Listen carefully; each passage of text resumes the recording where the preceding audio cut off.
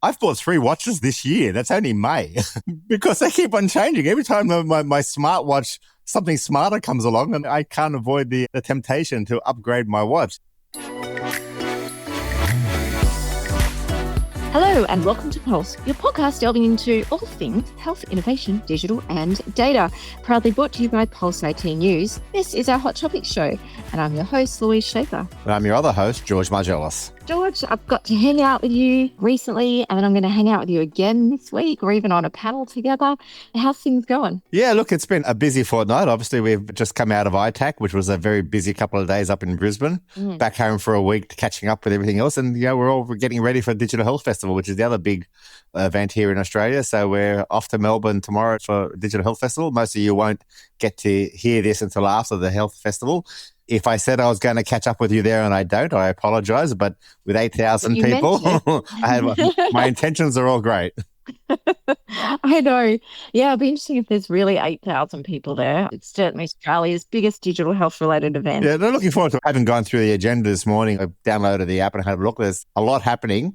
How many stages have they got this year? I haven't even had to look at the program. From what I can see, there's 8 stages on the main floor. Then they've got the plenary session that's being held in the main part. And I understand you're chairing one of the days there. So I am, yes, in the morning. Yeah, so that should be good. But there's lots of happening. It should make for an interesting 2 days and some very tired feet for us. Yeah, next time Digital Health Festival, to time our Hot Topic shows better because we should be having this conversation at the end of Digital Health Festival. Oh, we can always do a follow-up. It'll probably take us a week to get our heads around what we saw at Digital Health Festival. So I'm sure by the next Hot Topics, we'll have lots of things to discuss. Yeah, absolutely. I remember last year, Mike Bainbridge was about to leave Australia and we were going to catch up at the Digital Health Festival. I got multiple messages the night before, people texting, oh, let's catch up here. I didn't even run into those people. I didn't even see them in the distance. There were so many. I remember last year, the department had a number of speakers down there and the rooms they had were standing room only and people were trying to elbow in. And there were some big announcements made, so they're interesting to see. But yeah, look, after coming off ITAC, which is obviously a much smaller event, but much more focused, but I really enjoyed this year's for ITAC. And I have to say, Donald McCaskill was definitely the find of the event. So you'll be hearing from him in the future, but he spoke so well and there was a lot of interesting insights there. Yeah, he was excellent. It's so good of him to record an episode with us before he went off to Scotland. He was a true gentleman and very engaging, but the content was amazing as well. And I guess it just gave us an insight into what's happening on the other side of the world. Yeah, definitely. Yeah, I've got a crazy week, including the Digital Health Festival. I'm on stage 5 times this week, and I won't tell our listeners how many of those 5 times I've actually already finished my slides for. I'll let you guess with that. So anyway, busy week. And then on Sunday, a couple of days after this episode drops, I'm heading off to Spain for the Health Revolution Congress. Then heading to Prague, which is just going to actually be a little holiday, which I'm really looking forward to. And then over to London and then back home. We'll have to sort out a time, George, for us to next recording. It'll be me getting up in the middle of the night this time around. Well-deserved break. I'll definitely give you that. I know in Barcelona, I know the Healthcare Revolution event over there is quite exciting. So that should be really lots of fun. Yeah. Hopefully you'll be able to get back home. You won't get stuck over in Europe. You're not flying into the Middle East, are you? Or? No, I'm flying from Perth to Rome and then Rome to Barcelona. And then on the way home, I think it's London, then Perth. Yeah, because those flights, if they're for people who haven't done that route. So Perth to London, you can pretty much usually go direct, but it's 18 hours. So it's a really long time in a plane. But yes, I have factored in 3 or 4 days off while I'm away as well. Enjoy the break and give my regards to my friends in Barcelona. Some amazing people over there. I will. I'm going to catch up with Geordie since he's got his new job and there'll be other people there. Jessica Damas, a friend of the pod, she's also going to be there. Me and Jessica are organised to hang out. Actually, I think we've conned Geordie into taking us out somewhere since he's a local. Should be lots of fun. Yeah, it will. We have some huge hot topics. There's sort of 2 key themes today, George, but they're all AI adjacent, but they're not all pure AI for a change. So should we get started? Let's go. All right. Now, George, we're going to start off in the UK today because what's unfolding there is some of the most consequential things happening in digital health anywhere in the world right now. So let's see what's going on. Well, Thursday, the 14th of May, Health Secretary Wes Streeting, who we've talked about on the pod several times, he's come out to Australia. Anyway, the Health Secretary Wes Streeting is no more. He resigned, saying that he has lost confidence in Prime Minister Keir Starmer. And this came after Labor's disastrous local election results. Nearly 90 Labor MPs urging Keir Starmer to step down. As of time of recording, he has not. Well, actually, I didn't check in the last 10 minutes, but I don't think he has. And he's had a wave of cabinet resignations. Now, we don't normally talk politics on the show, but bear with me because it's relevant to our topics here. So within hours, a guy called James Murray, the MP for Ealing North, and until that morning, Chief Secretary to the Treasury, he was appointed Secretary of State for Health and Social Care. Murray has zero health portfolio experience. He's the 9th health secretary in 8 years, and he inherits Streeting's signature work, the NHS 10-year plan, the single patient record legislation, the IBM-built £160 million NHS app rebuild, and an AI scribing rollout to 20,000 London clinicians. Now, continuity is what's being promised, but continuity of what exactly? Because while Streeting was resigning, the most controversial piece of digital infrastructure he championed, the £330 million Federated Data Platform contract, which was awarded to Palantir, it was unravelling in real time. A few weeks back, a Westminster Hall debate revealed that after that £330 million spend, the NHS owns no software, no IP, no deliverables. Every line of custom integration code belongs to Palantir. Smart people, Palantir. Now, only half of the planned 200 trusts are live, only a quarter report any benefit, and NHS staff describe the system as awful to use. The junior health minister at the time, Zubir Ahmed, said the government would consider exiting at the break clause next spring. But then he resigned on the 12th of May. 2 days later, Streeting resigned. And it gets worse. The Financial Times then revealed an internal NHS briefing showing the Palantir staff are being granted unlimited access to identifiable patient data via the National Data Integration Tenant. It's essentially an admin role to bypass the inconvenience of applying for individual data access requests. The NHS briefing itself acknowledged risk of loss of public confidence, and cybersecurity expert Saif Abed told Digital Health News the UK is, and I quote, one admin compromise away from a data breach of unseen proportions. And then just the other day, a group called the NHS Analysts Together collective, and they're backed by union branches, they launched an open letter asking NHS data professionals to formally object to the FDP contract continuing. So James Murray, new minister, congratulations. He's walking in cold on day one to a $330 million scandal, an organising workforce, a Westminster debate calling for sovereign alternatives, and a break clause decision he has to make within months. George, I was exhausted just reading all of this. I feel sorry for James Murray. Now, this is very much a bit of a perfect storm for the UK, and I think there's lessons here for us all in terms of how decisions that are made at a political level impact on the ground delivery of healthcare. Where do you want to start unpacking this one? Have you ever watched the old TV show Dad's Army from the BBC? I remember that when I was really little, yeah. So the classic scene there where when they ask for a volunteer and, of course, they're all lined up and the 10 people are lined up and 9 of them step back and the poor guy stuck in the front ends up becoming the volunteer. I suspect that poor James Murray may have been very much in that situation, being the last man standing when it came time to be appointed health minister. In the UK, like you pointed out, they've had 8 health ministers in 9 years. It's a bizarre scenario. Yeah, or 9 secretaries in 8. Wow, yeah. So, It's crazy. That's bizarre. And look, we know it's a hard job, and the NHS is one of the golden orbs of the UK. So the fact that the NHS is under such stress is frightening. Puddled on that, everything else that's happened over there, the local elections where the Labor Party lost most of its seats, it really highlights how political instability affects healthcare. And reality is the healthcare should be a given. And we've had discussions for many years about whether healthcare should be under an elected leader or should have an independent body. Because you see this happening time and again. So it's one of the biggest, most expensive parts of the budgets. Yeah. It's one of the parts that affects all the citizens. It's obviously a very important part of it.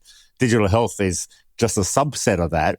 But when we start talking $330 million contracts with no deliverables, that makes life a bit difficult for anyone in that department. So look, I think this is an important time to make sure the NHS survives, because the NHS really is the backbone of the UK's healthcare system. And poor decisions led by poor leaders who have other incentives is frightening. Oh, absolutely. And we saw what happened to New Zealand. We were covering that for a long time, and Reach Align was covering it at Pulse IT. They have a change in government. So it's not instability, there's just a change. And digital health got decimated, and they're rebuilding over there still in New Zealand. Yeah, I agree with you. So has this been called for before, like the idea that health sits under an independent but government-funded body instead of a political one? Because that makes sense. It does. And technically, the NHS is a separate entity to the UK government, but obviously he or she who controls the funding controls the decision making. And obviously Treasury has the ultimate say in the money coming in and out. And Treasury is obviously controlled by the government in power at the time, but also controlled by so many other factors. It's hard times at the moment. If you look at the doomsday clock that's run by the Medical Society, it's the closest it's been to midnight ever. So it's 85 seconds to midnight. So Is it 85 seconds? Oh no. So the reality is any government is going to have a hard time at the moment because of the challenges. We saw even our own government with the recent budget got slammed by many people in the media about that. The reality is limited resources, unlimited demand is a challenge. But then again, then you add the Palantir story. And the Palantir story is a fascinating story. Well, tell us, not all of our listeners will know who Palantir is. Do you want to tell everyone, George, why nobody likes Palantir? Well, first of all, I mean, it's probably just a coincidence, but one of my favorite podcasts, Are You Listening, which is on the ABC, is also running a series on Palantir at the moment. Not healthcare related, but pretty scary nevertheless. And to understand Palantir, you really have to understand the people behind it, because it's a company that develops software, but there seems to be much more than that. I don't know if you know where the word Palantir comes from, Louise. I don't know. Let me guess. Is it a Greek word? No, it's not a Greek word. No. Believe it or not. I had that one on my bingo card. But it's a word that nerds like me would love. So it's basically the indestructible magical crystal ball from Tolkien's Lord of the Rings. So, So obviously the guys who developed the company were nerds. Nothing against nerds. I love nerds. I'm a nerd. We're all nerds. We love nerds on this pod. But obviously they've come from that sort of a background. And there's a couple of famous people behind it. The most famous one, or in some people's views, infamous, is a guy called Peter Thiel, who's a very big US investor. And when I say very big, size of the Australian GDP type, very big. So he's done lots of ventures, including things like Facebook. And if you look at his Wikipedia entry, it just goes on for pages about these multi-billion-dollar adventures, including a very interesting one, which is in the news at the moment. It's called the Enhanced Games. I don't know if you come across it, but it's Olympic Games for those on steroids. Yeah, for those I haven't actually heard about that for 6 months or so. So is that still going ahead? Yeah. It seems like it's still going ahead. I saw something on the news just last night about it. And he has some very interesting political views, and he has a lot of money behind him. So he has the clout to support those views. He describes himself as a political atheist and a conservative libertarian. That just seems very anachronistic to me. A bit of everything. And his co-conspirator is a guy called Alec Karp, who's Time magazine described as an unashamed techno-nationalist who evangelizes Western power. So pretty interesting combination. Palantir was formed around 2003. And for the young people in the audience, 2003 was a couple of years after the 9/11 attacks in the United States, which basically turned the world upside down. For the very first time ever, the American mainland had been attacked by a major terrorist attack. And the focus from then on was to prevent another attack on the US soil. I remember seeing George W. Bush at a HIMSS conference talking about his time as president. And I was sitting in an audience full of California Democrats with the past Republican president on stage. And I thought, this is going to be a nightmare. These guys are going to boo him off stage. And they were all, I have to admit, they were all very negative if you walked into the arena. But he actually spoke really well. It was like a fireside chat. And he highlighted that after 9/11, the one thing that was the core focus of his government was to prevent another attack on the US soil. So that was a laser focus. And those of us who remember those years will know that they went all into that. But one of the reasons why the US wasn't ready for the attack was because there was all this information locked away in various silos in the US government, and none of the various departments could actually communicate with each other. And so all this information, which would have given them the information they needed to make a decision about potentially avoiding 9/11, was all available. They just couldn't access it properly, and they weren't communicating very well, and they failed to come up with a diagnosis of a potential terrorist attack. Now, for those of us in healthcare, that probably sounds like a familiar controversy, and the fact that we know there's lots of information in our healthcare system, but we don't access it, so we can't make proper decisions. And Palantir came along and said they can solve that problem. And they developed a software solution which was able to take information from various silos, deliver it in a useful way that was able to promote good decision making. And we saw the US military, US police, a whole bunch of areas in the US utilizing it. Hugely successful software company used by thousands of organizations and countries around the world. And you got to remember, this is 18 years before we even heard about ChatGPT. So this was taking information that was available. And so obviously that's something like that was of interest to healthcare. So it's a software system, but it's also owned by this corporation who's now a publicly traded company that basically has a history of selling it to whoever is willing to pay for it, and doesn't necessarily have a strong ethos around controlling it. And that's, I think, the biggest issue. And it's been highlighted in a lot of the reports coming out of the UK, where the BMJ published an article condemning the use of the Palantir system purely because of the history of how Palantir has been used in the past. Yeah, the data sovereignty debate comes in there as well. The idea that your data can be sold on to others or used for nefarious purposes. So it'll be really interesting to see where this goes. We're going to come back to this because there's so many. I mean, we can have a whole 3-episode series on this, George. Maybe we should. We just need more funding so we can do limited series like they do on the ABC. But I was thinking, like, who signs these procurement contracts? Like, how do you go, yes, we're going to give you multi-hundreds of millions of, in this case, pounds. And the NHS is not the only organisation that spends big and doesn't get a lot to show for it. And, you know, it's vendor lock-in, no IP transfer, no exit pathway, nothing is owned. I think we need to do something better with our procurement across the board in healthcare, because the idea of having a major data infrastructure contract when you, the government, do not own the IP and or have any really defined deliverables, that concerns me. I mean, the UK has been on this procurement path for technology for decades now, and they've gone through various cycles. And we've often had this debate, even the discussion we had a couple of months ago now with Geordie from OpenEHR around the need to be able to manage your own data models and you manage your own systems. But as we move to a software as a service type model, a lot of it's being outsourced, off-sourced to other organizations. The question is health data too important to do that? And do we need to look at developing sovereign skills in managing systems? Even if we look here in Australia, we're reliant on large overseas organizations' software solutions. At any point in time, that may no longer be available for whatever reason. And as a result, we've de-skilled in developing our own solutions. It's a big question. We've had lots of debates over the years whether best of breed versus integrated systems are better, but whether internally developed versus externally developed. We saw partners in the US who originally had developed their own EMR system replace it with a commercial system. It's a challenging debate going forward, and it's even highlighted more by the fact now that with the LLM playing a major role within those systems, they're all outsourced. We don't control any of those. They sit outside our domain, and the cost to develop your own LLM is becoming prohibitive. Oh, absolutely. And there's just been a conference in Dublin, which just wrapped up last week, from the Open Air and Fire people like Rachel, Graham, Guy, who else is there? Geordie, like heaps of people that we know. So hi, everybody who were in Dublin. I think things like this will hopefully drive more even on the Open Air platform and Fire and looking at these open source solutions. Because one of the things too that, let's just say that the Federated Data Platform, which is I think it's a brilliant idea. And so then it doesn't matter what software you use, but your data has to be in a format that can be shared securely around. But even if it is technically perfect, what Palantir built, if patients believe their data is being handed over to a vendor that they don't like very much, then there's reputational risk. Even if it's just perception, there's nothing actually, there is no real actual risk. You've got a reputational risk there.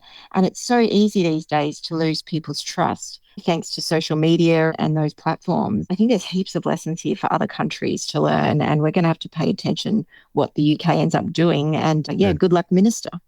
And look, like you pointed out, obviously the vendor lock-in issue is a major one. Again, if they're the ones controlling your data, then you really don't have much choice going forward. The fact that what happens in black box is only really known by what people in black box, and many of them don't even know what happens. So that black box, which is basically analyzing data in such a way that we don't know how it's being analyzed, is a point.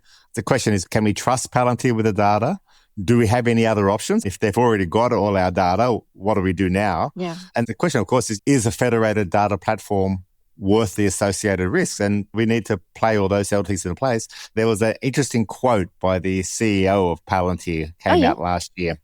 Palantir is here to disrupt, and when it's necessary, to scare our enemies and on occasion kill them.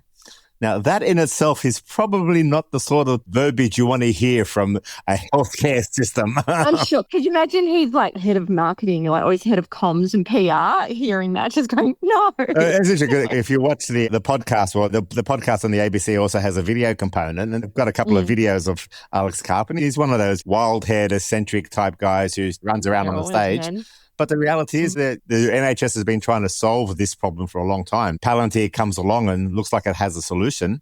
That may well be why they've went that way. But another interesting thing I read just a couple of days ago was that New York City Public Hospital System had also signed a contract with Palantir, but they decided to dump it this year and transition to an in-house system, arguing that, again, some of the security and privacy risks was part of it. Again, New York is a very Democrat state.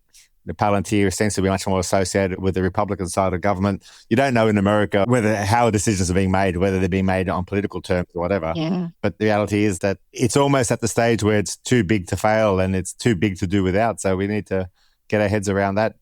Fortunately, from what I understand, here in Australia, we don't use Palantir in healthcare, but Palantir does have a presence here in Australia. So they are doing stuff here as well. Yeah, we should get Joe McDonald. We'll see how that show, all of this stuff develops. We should get Joe back on the show. He'll have lots of opinions. Absolutely.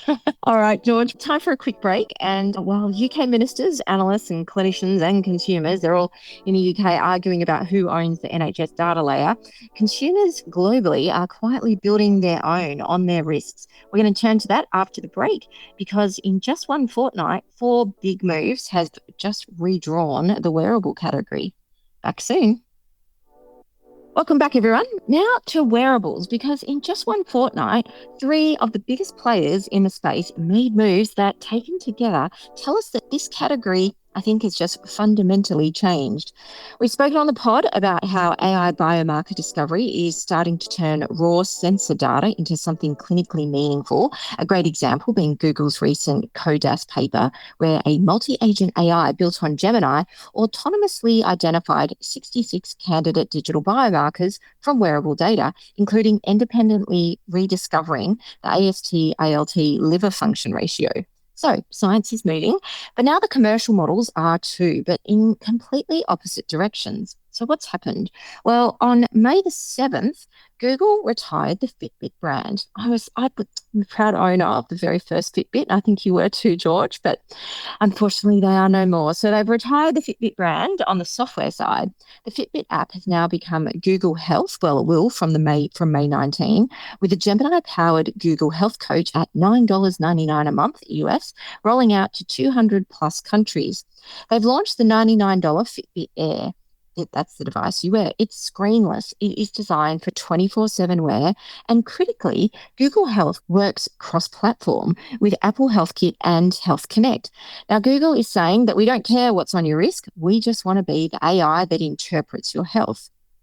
Now, one day later, on May the 8th, Whoop, which is another wearable band that is very popular, especially with the tech bros, they made an completely opposite bet. So they announced live on-demand video consultations with licensed clinicians, particularly like a telehealth model, inside the Whoop app, which is going to be launching in the US this summer.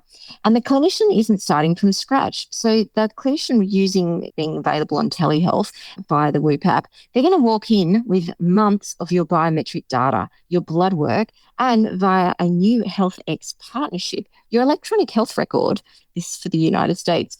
Now, Whoop has also launched a women's health biomarker panel via Quest Diagnostics. They've raised $575 million US in March alone at a $10.1 billion valuation. And their backers, Abbott, most of you will know who Abbott are, and Mayo Clinic. So big health backers. Now, sitting alongside Whoop and Google, Valet Fitbit, Oura is quietly doing the platform play. So Oura is the ring, which I now own one of them. I'm very excited. I like my Oura ring. But anyway, it is quietly doing the platform play through acquisitions like Galen AI. Now, they're stitching together wearable data, medical records, labs, and AI into a longitudinal health operating system. So in one fortnight, you have three completely different theories of where the value sits in wearable health, but they're spending big. So for Google's bet, AI is the value, so let's just scale through accessibility. Whoop's bet is that real clinicians are the value, so they're providing depth through having that real-time clinical access. Now, Aura's bet is the platform is the value, so they're looking at synthesizing across data sources. Now, I don't know, George, I think all of these three plays seem quite credible to me, but I don't know whether they can all be right. What do you think? Look, it's an interesting time. I remember when I was a young man, when you were about 19 and 20, when your parents considered you adult enough to look after it, they bought you a good watch and you wore it for 30 years. And it did one function, right? Just and all it did was tell the time, but it did it accurately and it looked stylish on your wrist. And maybe when you got married, you might have given a watch as a gift and you wear that one. I've bought 3 watches this year. That's only May because they keep on changing. Every time my smartwatch, something smarter comes along and I can't avoid the temptation to upgrade my watch, let alone wearing screenless devices. I mean, I remember going to a conference a couple of years ago and there was a guy there with 3 watches and 2 bands on his wrist. And I looked at him going, what the heck? And he said, they all measure different things. I'm going, okay, fair enough. It's not the most stylish impression to have 3 watches and 2 black bands around your wrist, but hey, I remember the Fitbits we used to stick on our belts or on our shorts and carry around. I would wear mine on my bra. That was the advice for women. It was interesting. I did lose 2 or 3 of them, I say, when I was out running because they'd fall off my shorts. You didn't realize until afterwards because they're unlike smartwatches, they didn't ping you. Obviously, the wearable phase is growing. 20 years ago. It's been going around for a while now. I remember the very first Fitbits were back in the early 2000s. And literally, they were really just glorified pedometers. They told you how many steps you had. And now the research has moved on so far beyond steps, although people still focus on it. I think, again, this may well lead to segmentation of the market and different people have different requirements. The Whoop idea about linking it with clinicians, there's a group of people who want to hear from a real life clinician. And if that real life clinician can have a better, more informed discussion based on data from the Whoop device, doesn't help that it's supported by people like Mayo Clinic. We know our good friend John Halamka's there now. So Mayo Clinic is one of the stalwarts of digital health technology. And Abbott is no small player either. So I think that in itself will find a defined part of the market. The Gemini, the Google stuff, you and I were discussing earlier some of the amazing stuff happening out of Google through the work of Dennis Sabas and others. Their AI tools are world leading. Everyone thought after ChatGPT came out that, Google's days have come and gone, but they've come back with a vengeance and they've demonstrated, in particular in health, I think, demonstrated real capability. So their shift to an AI first model which analyzes the data, again, doesn't necessarily mean that clinicians won't get involved, but the reality is the AI can play such a large role in analyzing that data and providing it in a format that's relevant, but also highlighting when it needs to be escalated is important. And Oura came out of nowhere. Yeah, I remember when I first saw an Oura ring, first of all, I was surprised by how technologically sophisticated it was. This teeny little piece of metal was capturing all these vital signs, lasting for as long as it lasts, doing what it does. The battery lasts crazy. It can travel for a few days and I don't have to take a charger with me. And the ecosystem that's built around it and the data analytics, there may be a triparting of the market here and individuals will determine which one is most suitable for them. If I was to put money on it, I'd probably put my money on the AI part of it because, again, as the AI improves, I think we're going to see scalability that the other ones won't be able to demonstrate. And we've seen the improvement in its diagnostic capacity going forward. It's only been 2 years or almost 3 years since we've seen healthcare AI really start to evolve and we've seen amazing changes. But I think the confluence of the three. So ultimately, it may well be the confluence of the three back into a single healthcare system that plays a bet. But in the meantime, there's going to be lots of commercial toing and froing, which I think is going to potentially stimulate the market, but also confuse the market. And that's going to be part of the challenge. I don't know which one I'm going to use. I'm not going to use any of them. But you're giving yourself options. That's what I like, George. Yeah.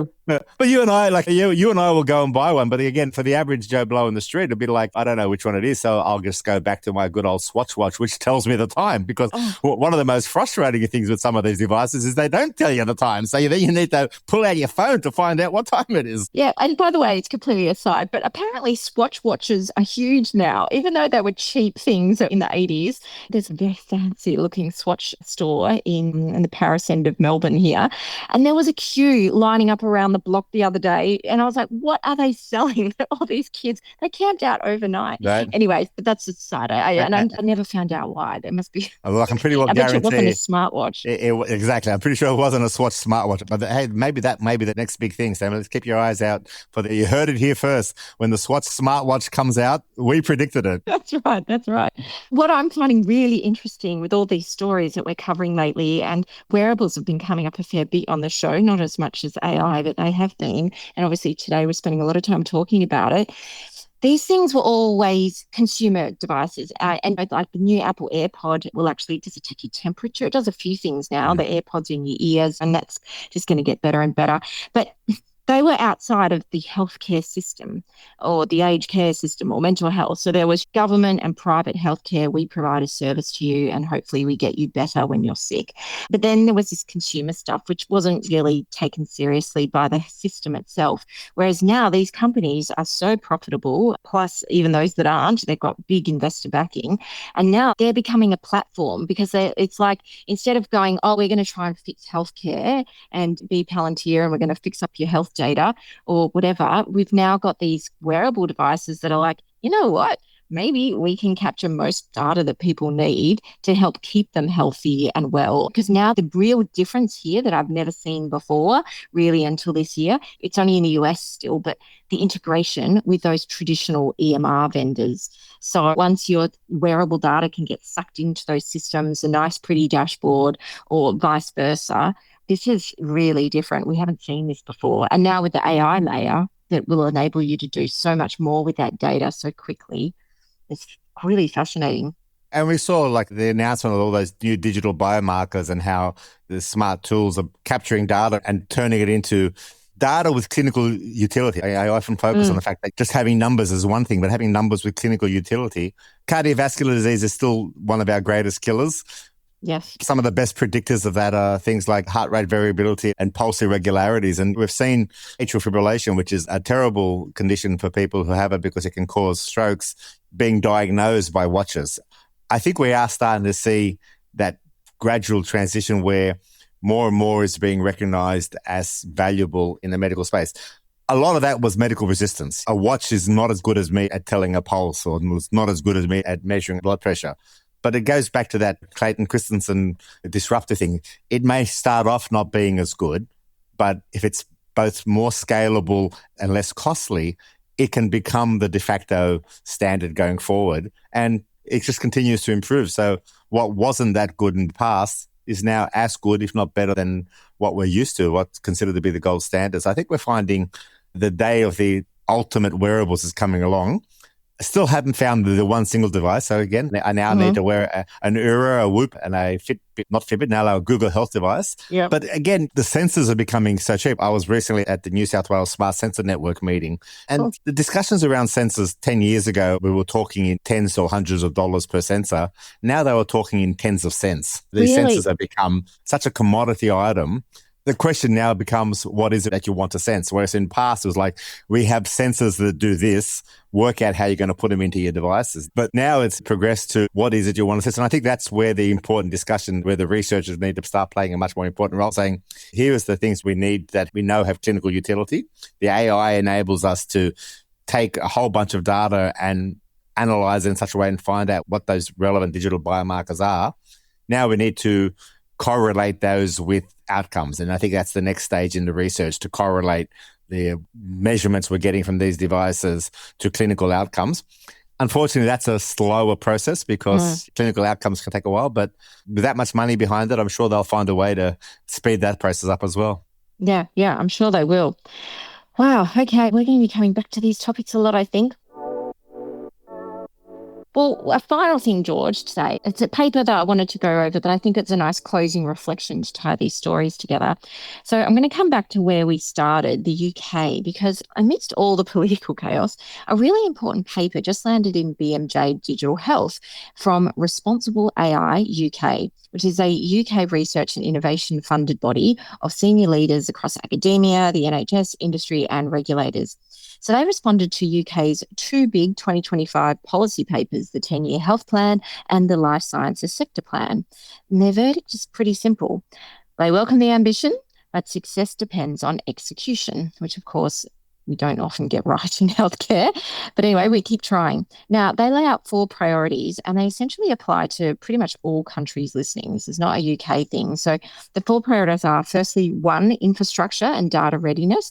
And they note that 45% of NHS services still lack a digital pathway. And they explicitly call for mandated open standards like FHIR and OMOP to avoid vendor lock-in, which after our opening story today really lands differently, I think. Their second one is innovation pathways that are problem-focused, not technology-led. That's a remit of every single health informatician out there. We're always going on about that. Number 3, evaluation that goes beyond clinical and cost effectiveness to capture environmental, workforce, and equity impact. And finally, 4, people, trust, and capability, including multi-level AI literacy training, an NHS Responsible AI Champion Network, and a digital inclusion action plan, so that digital by default doesn't become exclusion by default. So, George, I think this is a really good paper, and essentially it's a very simple way to look at a bit of an operating manual that the UK's new Health Secretary should be having a look at tonight. But it's just as relevant here, Catalonia, Ireland, like everywhere. What are your thoughts on this paper?